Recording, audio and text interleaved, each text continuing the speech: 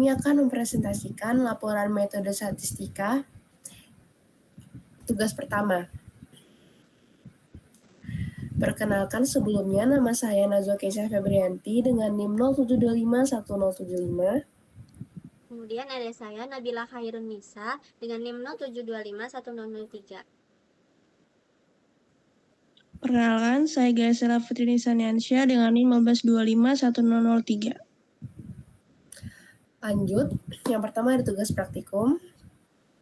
Untuk tugas praktikum, setiap kelompok terdiri dari 3 mahasiswa, masing-masing mengumpulkan 30 data acak mahasiswa sekelas yang terdiri dari nama, jenis kelamin, program studi, tinggi badan berupa sentimeter, berat badan berupa kilogram, alat transportasi ke kampus, durasi perjalanan berupa menit. Penjelasan, jelaskan bahwa data dikumpulkan secara acak dari teman sekelas dan variabel-variabel ini akan digunakan untuk analisis statistik. Ini merupakan tabel yang telah kita dapatkan dari kelas Statistika M. Jumlahnya ada 30 siswa. Berdasarkan data yang ada, terdapat 6 variabel dengan skala pengukuran yang berbeda-beda. Variabel jenis kelamin, yaitu laki-laki dan perempuan, dan prodi, arsitektur, dan teknik sipil masuk ke dalam kategori skala nominal karena hanya menunjukkan perbedaan kategori tanpa ada tingkatan. Sementara itu, variabel tinggi badan dan berat badan termasuk dalam skala rasio karena kedua variabel tersebut memiliki 0 absolut. Memungkinkan adanya perbandingan dan dapat dilakukan operasi matematis. Variabel kendaraan juga dikategorikan dalam skala nominal karena hanya menampilkan kategori jenis kendaraan tanpa adanya ukuran numerik. Sedangkan variabel durasi perjalanan ke kampus termasuk ke dalam skala rasio karena memiliki 0 absolut dan memungkinkan perbandingan yang proporsional. Contohnya 40 menit adalah 2 kali lebih lama dari 20 menit.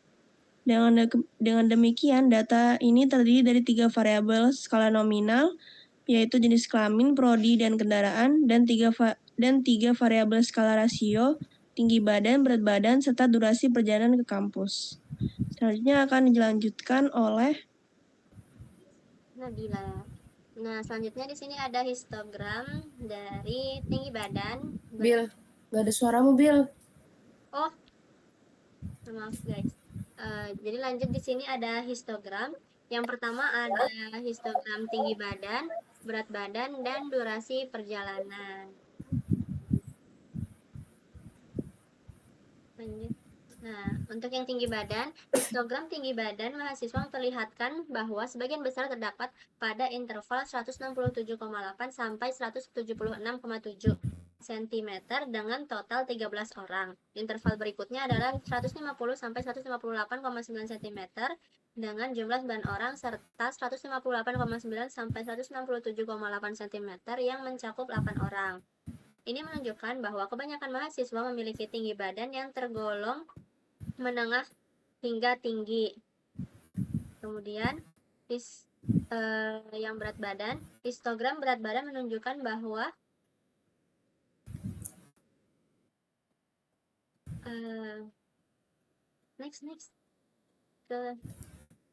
histogram berat badan menunjukkan bahwa sebagian besar siswa berada di antara 42 sampai 54 kg dengan jumlah 15 orang. Kemudian 8 orang berada di antara 54 sampai 66 kg, 6 orang berada di antara 66 sampai 78 kg, dan satu orang berada di antara 78 hingga 90 kg. Distribusi ini menunjukkan bahwa sebagian besar siswa berada dalam kategori berat badan ringan hingga sedang.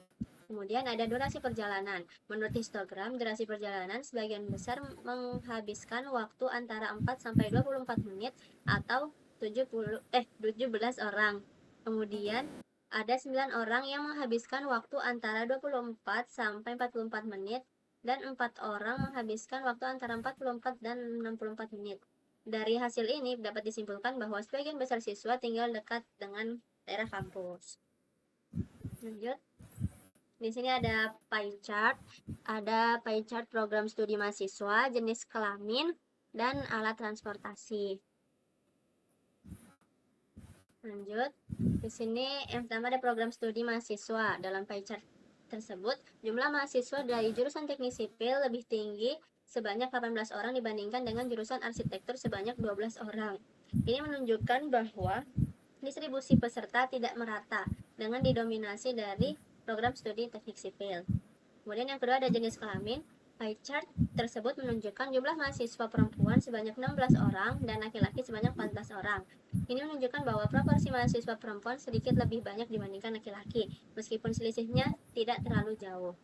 Kemudian yang ketiga ada alat transportasi. Pie chart tersebut untuk kendaraan menunjukkan bahwa seluruh mahasiswa 30 orang menggunakan motor sebagai alat transportasi ke kampus dan tidak ada variasi jenis kendaraan lain, sehingga proporsinya 100% motor.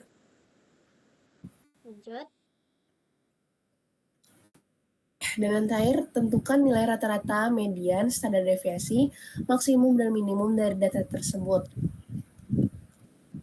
Yang pertama itu tinggi badan. Kisaran tinggi badan mahasiswa itu 150 sampai 170 cm, modusnya itu 168 dan 170 cm, masing-masing 3 orang, rata-ratanya 163,33 cm dengan median 163,5 cm, standar deviasinya 7,94 cm, sebaran data relatif seragam, rentangnya itu 25 cm.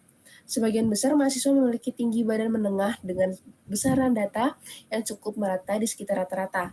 Dan kedua itu berat badan, modusnya itu 42 kg dengan 3 orang, rata-ratanya itu 55,93 kg, mediannya 54,5 kg, standar deviasinya itu 10,35, sebaran data cukup lebar, rentangnya itu 38 kg.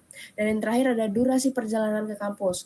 Modusnya itu diperoleh 5 dan 10 menit, masing-masing 6 orang, rata-ratanya 22,26 menit, dengan median 12,5 menit, standar deviasinya 18,07, penyebaran data tinggi. Sebagian besar mahasiswa tinggal dekat kampus, namun terdapat perbedaan waktu tempuh yang cukup besar antar mahasiswa. Nah, peluang program studi. Teknik sipil, peluang teknik sipil sama dengan 18/30, yaitu 0,6. Peluang arsitektur sama dengan 12/30, yaitu 0,4. Diperoleh dari data yang ada, peluang seorang mahasiswa berasal dari teknik sipil adalah 0,6, sedangkan dari arsitektur adalah 0,4. Ini sejalan dengan data distribusi mahasiswa yang memang lebih banyak di teknik sipil. Sedangkan peluang program studi itu, peluang mahasiswa teknik sipil dengan tinggi lebih dari 150 cm. Dan kedua, peluang mahasiswa arsitektur dengan berat kurang dari 60 kg. Dapat diperoleh. Selain peluang umum, kami juga menghitung peluang bersyarat. Misalnya, peluang mahasiswa teknik sipil memiliki tinggi badan lebih dari 160 cm dan peluang mahasiswa arsitektur yang berat badannya kurang dari 60 kg. Hasilnya menunjukkan bagaimana distribusi karakteristik tiap jurusan. Sekian itu saja presentasi dari kelompok kami. Mohon maaf bila banyak kekurangan. Wassalamualaikum warahmatullahi wabarakatuh.